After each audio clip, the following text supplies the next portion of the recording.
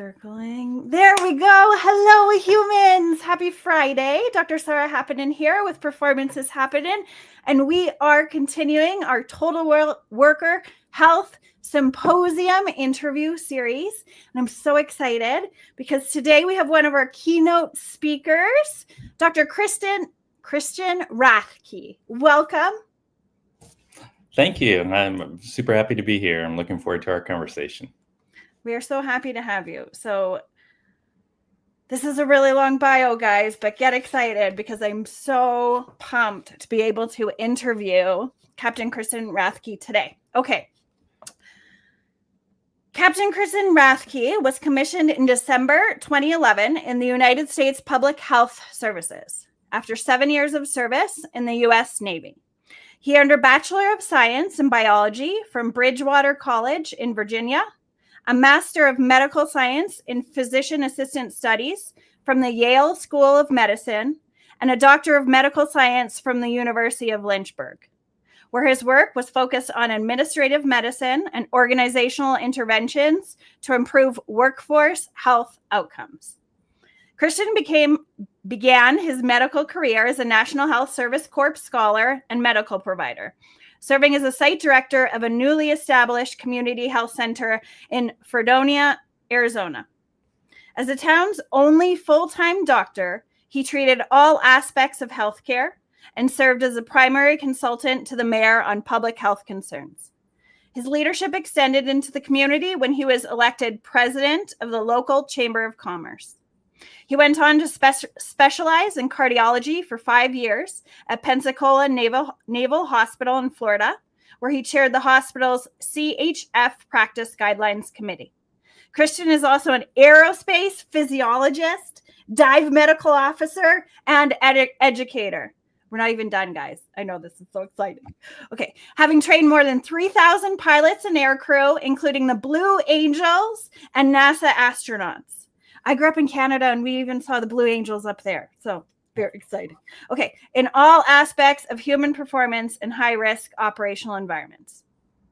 As a subject matter expert in flight physiology and hypoxia, he served 2 years as an instructor for the U.S. Navy Flight Surgeon Program, as well as a researcher and instructor for the Army Air Warrior Program.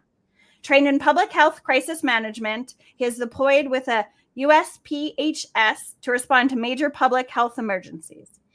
As a USPHS officer, his assignments have been with the National Oceanic and Atmospheric Administration, which I will now refer to as NOAA. Most recently, he served as the Director of Office of Health Services within the Office of Marine and Aviation Operations, overseeing 5 major medical programs: aviation medicine, behavioral health, dive medicine, marine medicine, and NOAA Corps medical affairs. He also served as a COVID-19 response medical lead for the Department of Commerce and NOAA for 2.5 years. Since May 2022, he has been the Director of Total Worker Health and NOAA's National Environmental Satellite Data and Information Services, where he leads a comprehensive organizational approach to workforce support, healthy work design, and a health in all policies framework that spans multiple federal sectors. He is also a distinguished fellow of the American Academy of Physician Assistants, a fellow of the Academy of Physician Assistants in Psychiatry, and a member of the American College of Healthcare Executives. Holy schmoly, that is very impressive bio and resume. Thank you so much for being here.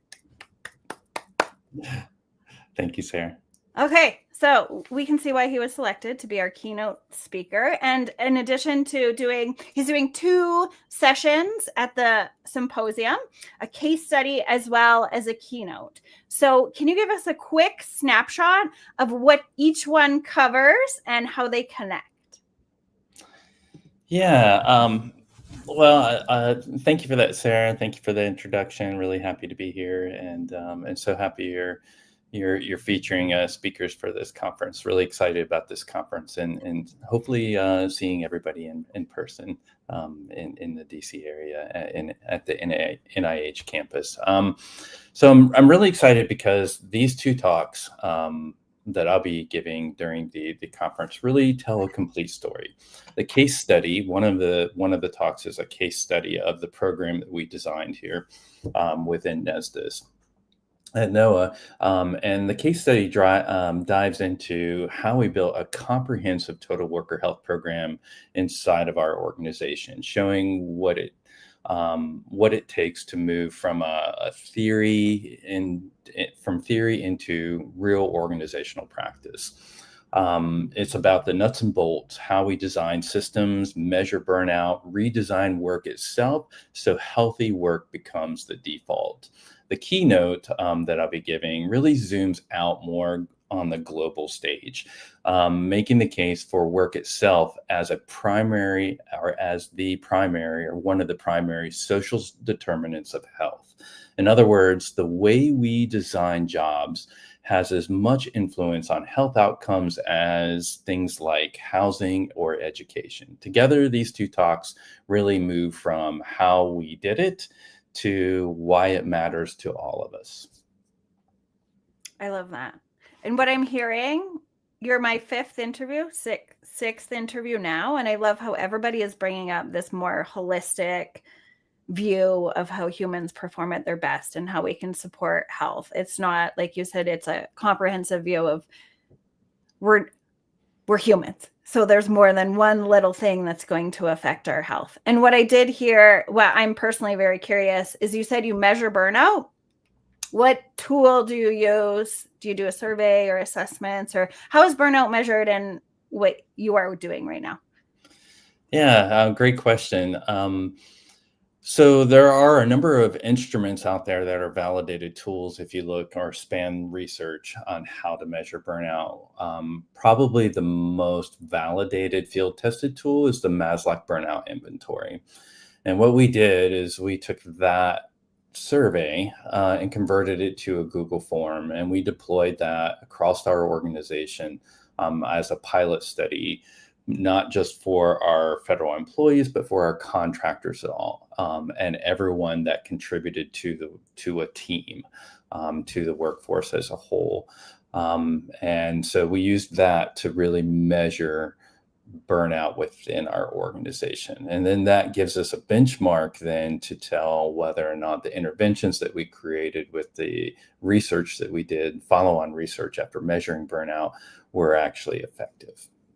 Yeah, I love that. Because if you don't measure something, how do you know if it's improving? And the human condition is to forget. I always say this example. I do personal training. I've been doing personal training for decades now. And when I first put someone on a Bosu ball, they can't stand. Like, they're shaking. And then within a few weeks, they're balancing on one foot on a Bosu ball, and they don't remember that they couldn't stand on it with 2 feet. So it's the human condition. So it's really always great to be able to pull in that data and the science to say, look, here's our intervention and here's how it's actually working or not working. But in most cases, when you're tackling burnout, we always hope that works.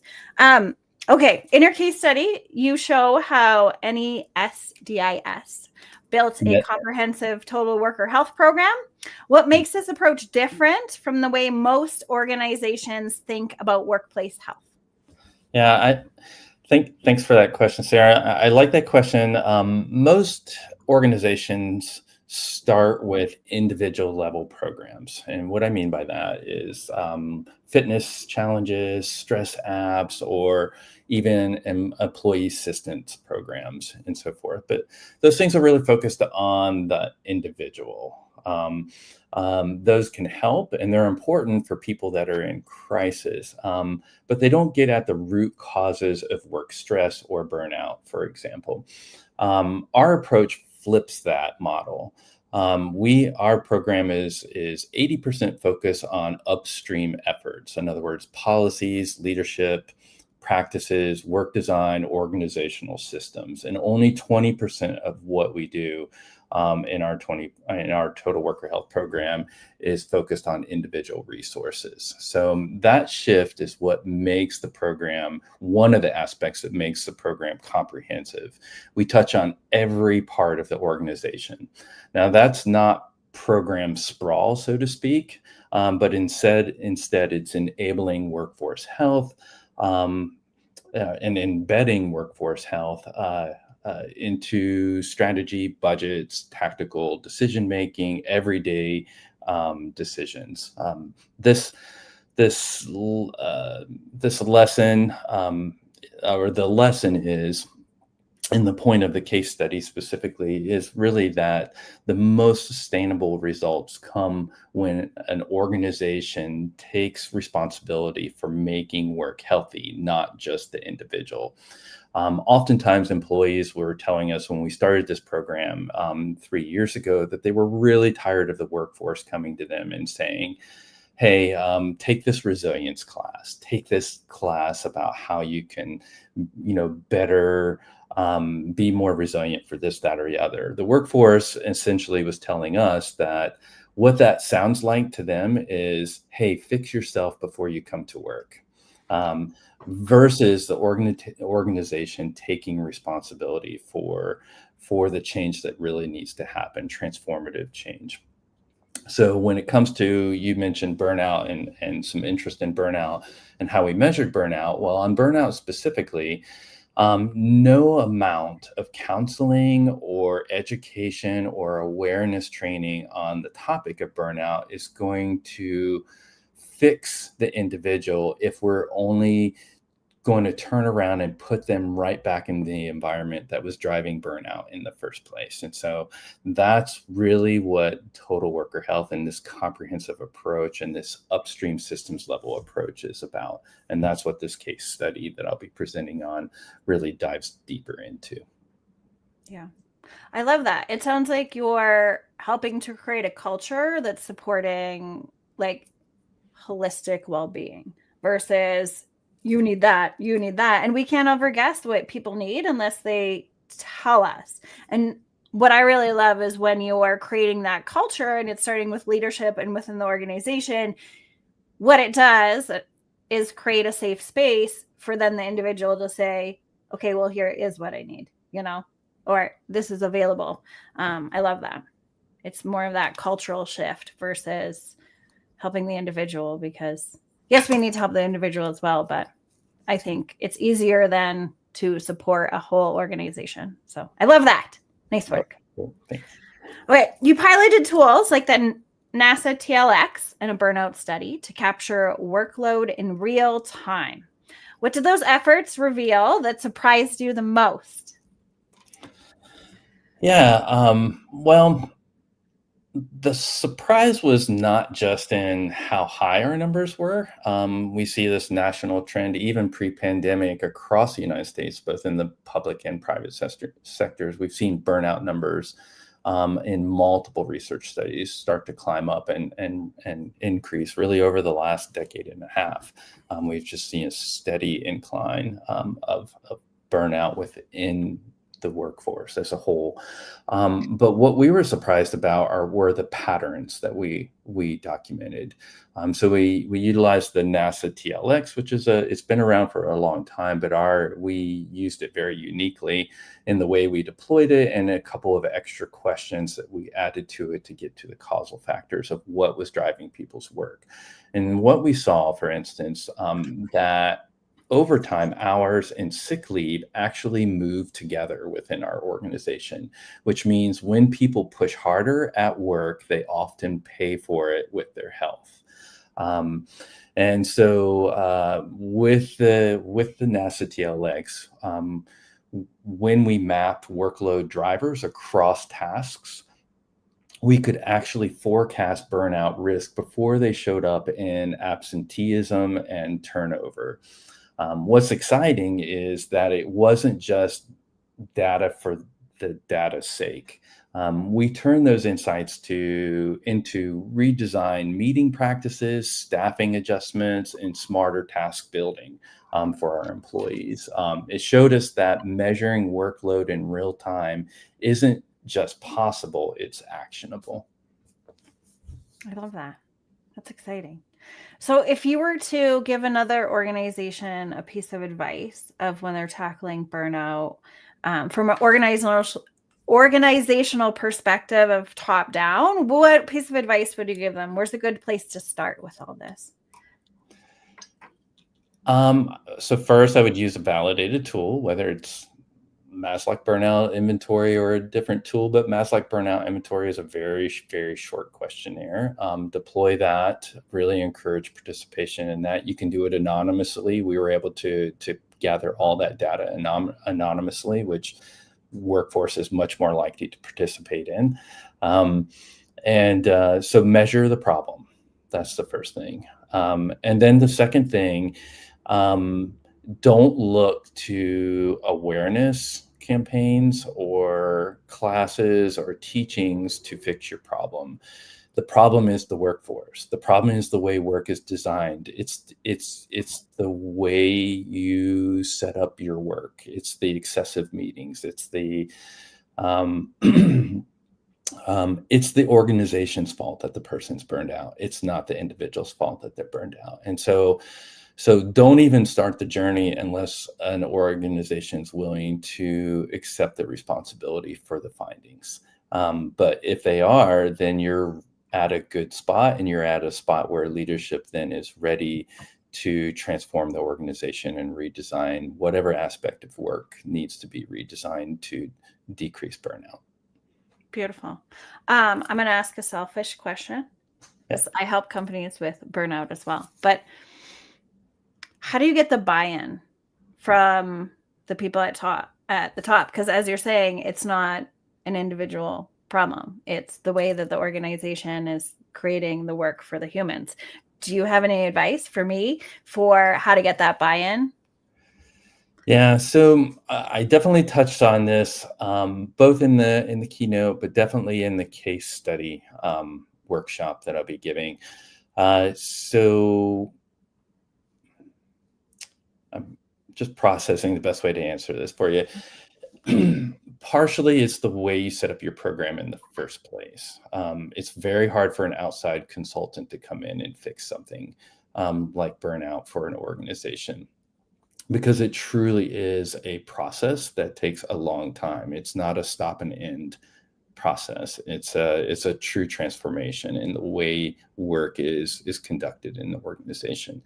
The way we designed our total worker health program 3 years ago, and one of the distinctive aspects of it, it makes it so unique, particularly in the public sector, is that we designed it to influence and change the organization at points of decision. So I sit as a fellow executive with all the other executives, and I'm involved in all strategic, tactical, and budgetary decision-making operationally at the time of decision-making. So I bring in that human factors piece and consideration while we're making decisions, and as we design policies, and as we create processes, and as we lay out what the objectives are for the organization. That's a really, really important aspect, because now I'm talking as a peer with my fellow executive peers, and invited into that decision-making process on a daily basis. And so that's one aspect. The other aspect is trust. Trust is key, and it's trust at every level vertically within the organization is key if you want to transform an organization at a systems level, at the executive, at the manager, supervisor level, and at the frontline employee level. Trust has to be there to truly adopt a new systems change. And that's really what we're talking about, is a systems change when you're redesigning work. And the more complex your work environment is, the system of work is, the more likely you are to get resistance at different levels in the organization. But resistance needs to be looked at as a positive. That means that you're dealing with a complex system, and complex systems, as you change the system, is going to kick back. And that should be an indicator that, okay, that's not going to work. Or if employees are looking for workarounds in this new system you've designed, that means the system isn't working. So there's a positive feedbacks from a total worker health or work design standpoint that you need to adjust the system so it works, it's practical, for the people that have to live within that system day to day, but yet achieves the outcomes, the measurable outcomes, in this case, reduce burnout that you're trying to achieve. Yeah, I love that. I hear again that big cultural shift, and it is within the organization, and it takes a lot of time. These things don't happen overnight. There's no magic wand, and it is a slow, and I heard you say we're measuring, like you're trying something and measuring and seeing if it's working, and resistance can be good because humans don't want change. We don't want success. Our brains want to keep us safe and not dying. So if there is resistance, often it means that you're doing something different, and we have to work through that resistance to get the results that we want, right? Yep. Okay, Right let's on. talk about a very popular topic, AI.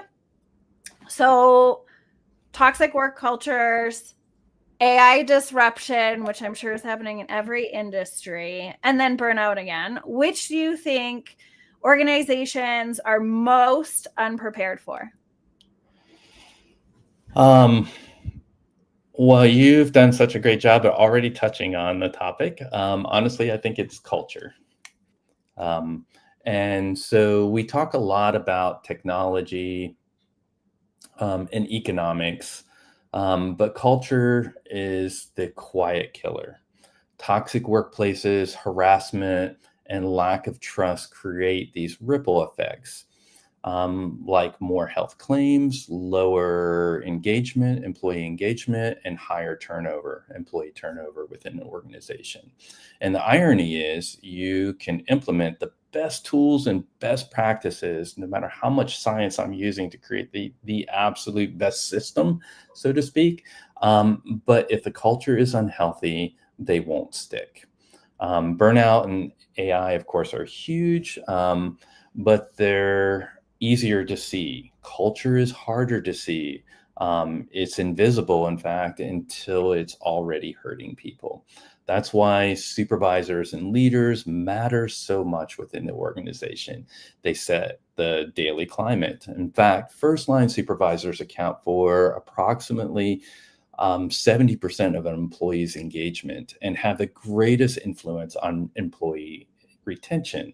So if we don't get culture right, none of the other solutions will reach their full potential. Yeah. I love how you said culture is invisible. It sure is. And it's one of those things. So my background is in sports and exercise psychology. And there's this saying, someone mentioned it to me, and it's always stuck in your brain, is it's one of those things like body odor. By the time you smell your body odor, it's a little bit too late. But like your teammates might be smelling it and all that stuff. So I think that it's a good metaphor of like culture. Like you're in it, you don't realize that it's too late until you hit burnout. And a lot of people don't know that they're in burnout until they can't function properly and they don't realize what's happening and that it's not their fault. It's their organization's fault. Yeah, and another, I like the way you characterize, people don't know that they're in burnout until they're really deep into it. And I think that lends it, at least from the way we think of it from a medical aspect. Burnout is a spectrum.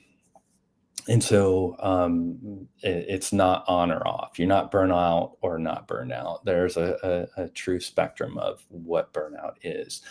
And people that reach a certain threshold of burnout, it takes a long time to recover, months to recover from true burnout, which is very different than stress. A weekend away, a week vacation can alleviate stress. It doesn't alleviate burnout. The second you walk back in the front door at work, you're just as burnt out as you were before. And so burnout has a much longer recovery process relative to work stress. Yeah. A lot of what I do is I work with neurodiversity, especially ADHDers. And with us, a big part of the masking, they get to a point in the burnout recovery for them, as you said, can be months, but extra special for neurodiverse brain. But because a lot of them don't even realize that they're neurodiverse and they've been masking for so much of their life. And then with a lot of autistic humans and ADHD humans, they can't function at all anymore because they didn't even realize they were masking. And then they have no energy and resources to be able to even put this mask on of performing and showing up and waking, and it's just such an interesting phenomenon that happens. But I think it's amazing that you're taking this comprehensive approach and looking at it from the top down, because it is within the organization that these problems are carrying. And like you said, you can go on vacation and come back, and if nothing happens at work, your environment's still the same.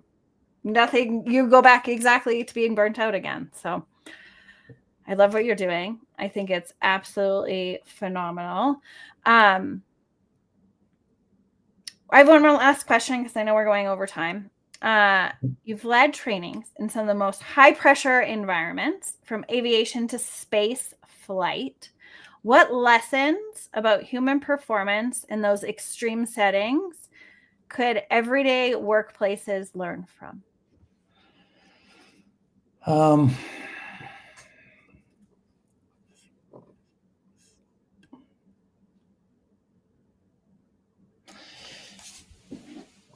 Just processing here. I would say the takeaway I would want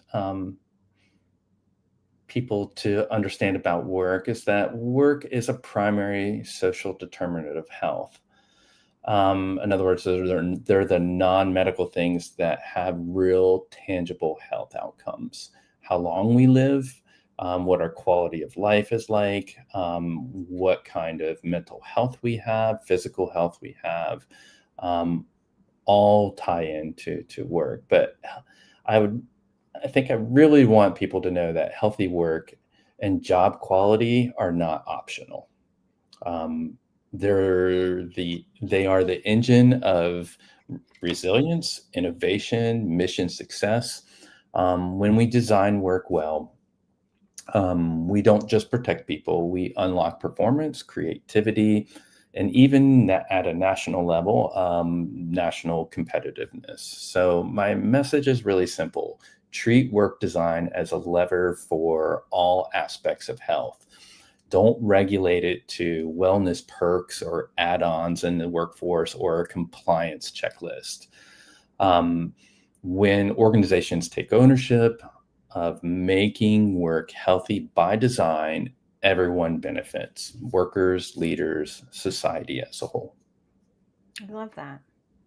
And we spend so much time of our lives at work, and we are humans. So we bring that to the rest of our lives. And if you can be in an organization where you feel supported and there are interventions for you and they actually care about their humans, I love that. And it sounds like that's exactly what you're doing. So keep up the good work. That is so great. And can you tell our listeners, I have it written down here if you need it, but your case study and your keynote, and that I just want to say that you can still register for the conference. We have virtual and in-person options, and you can just go to the Total Worker Health Symposium website to pick those up. Okay.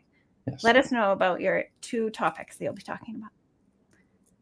Yep. Well, we sort of touched on both of those. The 2 topics, one is a case study, which is a 75-minute basically workshop, which is a deep dive of the way we've designed and the way we implemented this program. All the research that we've done, I'll be reviewing all of that.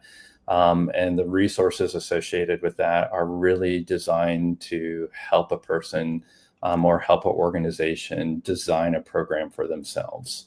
So it's a very comprehensive deep dive of how we've designed and implemented, how we've interpreted and synthesized all the science, and then condensed that into an implemented comprehensive program. The keynote is much broader and really looks to inspire the future, the next decade of total worker health from an implementer's point of view, which is very different than a researcher or an educator's point of view. So from the person who's in the trenches, what do they see the next decade as? And then that's followed on by where I'll be moderating a panel of individuals that in different industries that have implemented total worker health in a successful way that's created measurable change within their organization.